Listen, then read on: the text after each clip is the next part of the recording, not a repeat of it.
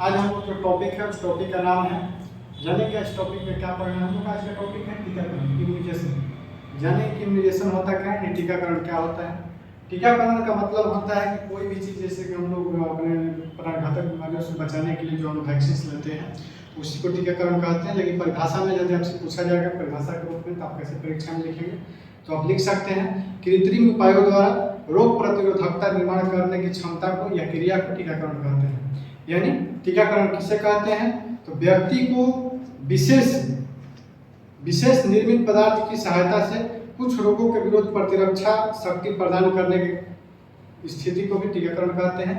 या आप ये भी लिख सकते हैं कृत्रिम उपायों द्वारा रोग प्रतिरोधकता निर्माण करने की क्रिया को टीकाकरण कहते हैं। यानी टीकाकरण एक प्रक्रिया है जिसमें क्या होता है कि जो भी प्राणघातक बीमारियां होती हैं उनसे बचने का इसमें उपाय हम लोगों का रहता है।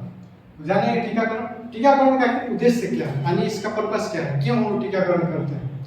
तो टीकाकरण करने के पीछे होता है मातृ दर को कम करना, मातृ मृत्यु दर को कम करना। इसका मतलब होता है कि पहले हम जानते हैं क्या से 10 साल 15 साल 20 साल पहले की यदि पीछे की हम लोग बात करते हैं तो प्रसव के दौरान या गर्भवती महिलाएं या प्रसव के कुछ दिन के बाद महिलाओं में डेथ हो जाता था, उस तरह के डेथों को रोकने के लिए हम लोग टीकाकरण करते हैं। यानी मातृ मृत्यु दर को, यानी माता को मरने से बचाने के लिए इसको हम लोग उपयोग करते हैं।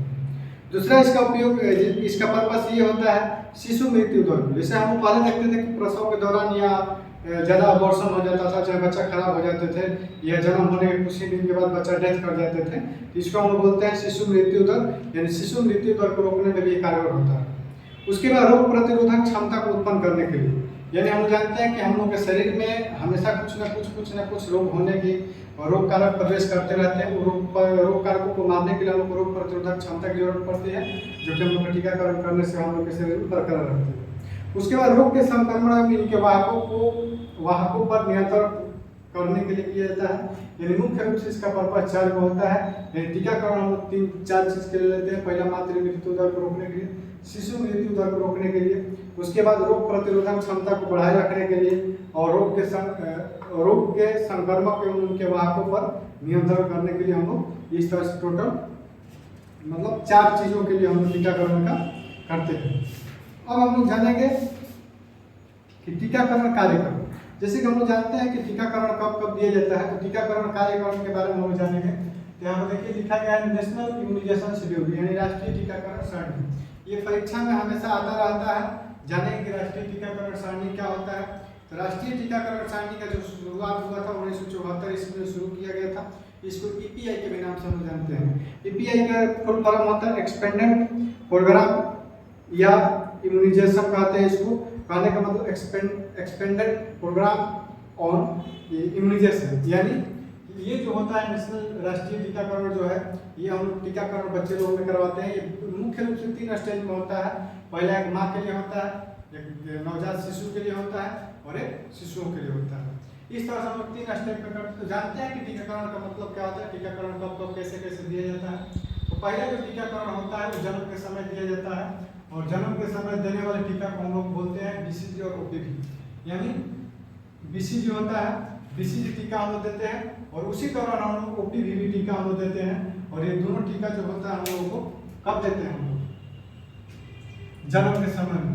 यानी जो बच्चा जन्म लेता है उसी समय ये दोनों टीका को हम लोग दे देते हैं, ठीक है ना, जिसको हम बोलते हैं बीसीजी और ओपीवी।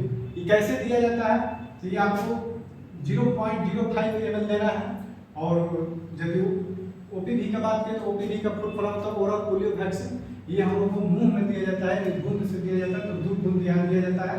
और यदि हम बात करते हैं बीसीजी का, तो इंट्राडर्मल में दिया जाता है, डर्मल में इसको दिया जाता है, और ये 2 मुंह में पिलाया जाता है। और ये 2 रोग के बचाव के लिए किया जाता है। पहला वाला ट्यूबरकुलोसिस और दूसरा पोलियो, यानी दोनों रोग से बचाव के लिए दोनों टीका को हम लोग करते हैं टीकाकरण। उसके बाद हम लोग बात करते हैं 6 सप्ताह। यदि बच्चा 6 सप्ताह का हो जाता है तो 6 सप्ताह के बाद बच्चा को हम लोग कौन कौन टीका देना है, तो उस दौरान आपको 2 टीका देना है। कौन कौन टीका देना है, तो डीपीटी देना है और ओपीवी देना है। यानी डीपीटी फर्स्ट और ओपीवी सेकंड या फर्स्ट, ये दोनों हम लोग को देना है। और उस समय क्या होता है कि इसका मात्रा की यदि बात करते हैं तो 0.5 ml हम लोग को देना है, और 2 बूंद हम लोग को ओरल पोलियो वैक्सीन देना है। ये कब देना है, कहाँ पर देना है, इंट्रामस्कुलर मांस में देना है, और ये हम लोग को मुंह के माध्यम से देना है, ओरल ओरल के द्वारा हम लोग को देना है। ये किन किन रोगों से बचाता है? तो ये हम लोग का एक प्रकार का मिक्स्ड वैक्सीन है, जैसे कि कंबाइंड वैक्सीन के नाम से आप लोग को पढ़ाया गया था पिछले क्लास में। कंबाइंड वैक्सीन में ये 3 रोगों से हम लोग बचा, डिप्थीरिया, पर्ट्यूसिस, टेटनस और पोलियो, ये तीनों चारों रोग से हम लोग को क्या करता है, बचाता है। उसके बाद हम लोग एक बात करते हैं 10 वीक का। यदि बच्चा 10 वीक का हो गया है तो 10 वीक के बाद यदि बच्चा हो गया तो उसको आप फिर वहीं डीपीटी सेकंड दीजिएगा और ओरल पोलियो वैक्सीन सेकंड दीजिएगा। कैसे देना है? उसी तरह 0.5 ml देना है और 2 बूंद देना है इसको, और इंट्रामस्कुलर भी इसको देना है और ओरल भी इसको देना है, मुंह के माध्यम से इसको देना है। ये भी आपको डिप्थीरिया, पर्ट्यूसिस, टेटनस और पोलियो से बचाने का काम करता है, ठीक है ना। उसके बाद अब हम लोग करते हैं 14 वीक का। यदि बच्चा 14 वीक का हो जाता है, 14 सप्ताह का बच्चा यदि हो जाता है तो उस दौरान आपको डीपीटी तीसरा दीजिएगा और ओरल पोलियो वैक्सीन तीसरा डोज दीजिएगा, और ये 0.5 ml इसको दीजिएगा और 2 बूंद इसको दीजिएगा, और इंट्रामस्कुलर यानी मांस में इसको दीजिएगा और मुंह द्वारा इसको दीजिएगा 2 बूंद। और ये भी उसी तरह से डिप्थीरिया, पर्ट्यूसिस, टेटनस से बचाता है, पोलियो से बचाने का काम करता है। अब हम बात करते हैं यदि बच्चा 9 से 12 महीना का हो गया यानी 1 साल तक का बच्चा हो जाता है, 1 साल तक का बच्चा हो जाता है तो मिजलस का टीका लगाया जाता है, खसरा का टीका लगाया जाता है। ये भी आपको 0.5 ml आपको देना है, लेकिन इसको ध्यान रखना है आपको, इस सबक्यूटेनियस में देना है, इसको मांस में नहीं देना है, ना इंट्राडर्मल में देना है, इसको मतलब देना है सबक्यूटेनियस में देना है। और ये किस रोग से हम लोग को बचाता है? तो मिजलस नामक बीमारी से, खसरा से हम लोग को बचाता है। उसके बाद 16 से 24 मंथ का यदि बच्चा हो जाता है, यानी 2 साल तक के बच्चा, यानी 1.5 साल से 2 साल का यदि बच्चा हो जाता है तो उसको डीपीटी बूस्टर डोज दिया जाता है और ओरल पोलियो वैक्सीन के बूस्टर डोज दिया जाता है। और ये जो होता है 0.5 ml देना है और ओरल पोलियो वैक्सीन वाला 2 बूंद आपको देना है, इंट्रामस्कुलर इसको देना है और ओरल में देना है इसको। और ये किन किन चीज़ों से बचाव के लिए होता है? तो वहीं आपको है डिप्थीरिया, पर्ट्यूसिस, टेटनस और पोलियो से बचाने का काम करता है। उसके बाद जब बच्चा 5 से 6 बरस का हो जाता है, तो 5 से 6 बरस का जब बच्चा होता है तो उसको हम लोग को डीटी का इंजेक्शन देना है। डीटी का मतलब होता है डिप्थीरिया, टेटनस, और डिप्थीरिया, टेटनस का जब देते समय हम लोग को ध्यान रखना है कि 0.5 ml हम लोग को देना है, और कहाँ देना है? तो मांस में देना है। और किन रोगों से बचाता है? ये भी 2 रोग से बचाता है, डिप्थीरिया और टेटनस से हम लोग को बचाता है। उसके बाद 10 वर्ष का यदि बच्चा हो जाता है, तो 10 वर्ष का यदि बच्चा होता है तो उस दौरान आपको टीटी का मतलब होता है टेटनस टॉक्साइड, टेटनस का हम लोग टीटी का डोज दिया जाता है और 0.5 ml देना है। और ये कहाँ पर दिया जाता है? तो मांस में दिया जाता है, ये मांस में आपको देना है, तब जाके आपको रोग से बचाता है। उस रोग का नाम होता है टेटनस टॉक्साइड, यानी टेटनस से बचाने का काम करता है। उसके बाद यदि बात करें 16 वर्ष का, यदि बच्चा 16 वर्ष का हो जाता है तो उस दौरान फिर एक टीटी का इंजेक्शन देना है, 0.5 ml में देना है और मस्कुलर में देना है, मांस में देना है। और ये भी रोग से जो बचाता है उसका नाम होता है टेटनस। इस तरह से आपका टोटल जो होता है यानी 0 वर्ष, यानी बच्चा जन्म लिया उस दिन से लेकर 16वां वर्ष तक उसको टीकाकरण किया जाता है, तो उस बच्चा का पूर्ण रूप से टीकाकरण हो गया होता है। और भविष्य में जो भी खतरा, जो बीमारी होता है जिन लोगों को, जैसे कि हम जानते हैं कि मुख्य रूप से हम लोग का टीकाकरण किस लिए दिया जाता है? तो हम लोग को मुख्य रूप से टीकाकरण देने के पीछे ये होता है कि मुख्य रूप से हम लोग को 6 प्राणघातक बीमारियां होती है। तो कौन कौन बीमारियां हैं? तो टेटनस है, डिप्थीरिया है, पर्ट्यूसिस है, मिजलस है, ट्यूबरकुलोसिस है और पोलियो है। ये 6 रोग जो होता है बहुत प्राणघातक बीमारियां हैं। ये क्या होता है कि जब हो जाता है तो इसको ठीक कर पाना बहुत ज़्यादा मुश्किल हो जाता है, इसलिए हम लोग टीकाकरण करते हैं ताकि 6 बीमारियां जो प्राणघातक बीमारियां हैं ये किसी भी स्थिति में बच्चा लोग को उत्पन्न न हो। तो बच्चा लोग को इन रोगों से बचाने के लिए हम पहले से टीकाकरण कर देते हैं। और 0 से लेकर 16 वर्ष तक के बच्चा को मुख्य रूप से इस तरह से हम टीकाकरण करते हैं, ठीक है ना। उसके बाद यहाँ पर टीकाकरण खत्म हो जाता है। ये है कि वो जो टीकाकरण नीचे दिया गया है प्रेग्नेंट वुमेन के लिए है, यानी जब माँ गर्भवती होती है तो जब गर्भवती का पता चलता है कि गर्भवती हो गई है तो 1 महीने के अंदर, यानी जितना जल्दी हो सके प्रेग्नेंट अवस्था पता चलने के बाद जितना जल्दी हो सके हम लोग को इस टीका को देना है। और इस टीका को देते समय ध्यान रखना है कि 0.5 ml हम लोग को देना है और इंट्रामस्कुलर में मांस इसको देना है, ठीक है ना। और ये किस चीज़ से हम लोग को बचाता है? तो टेटनस से बचाने का काम करता है।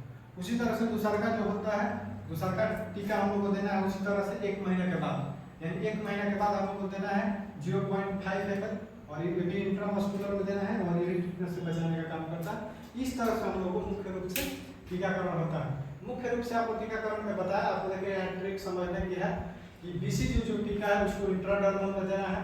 उसके बाद मीजल्स वाला जो टीका है उसको सबक्यूटेनियस में देना है।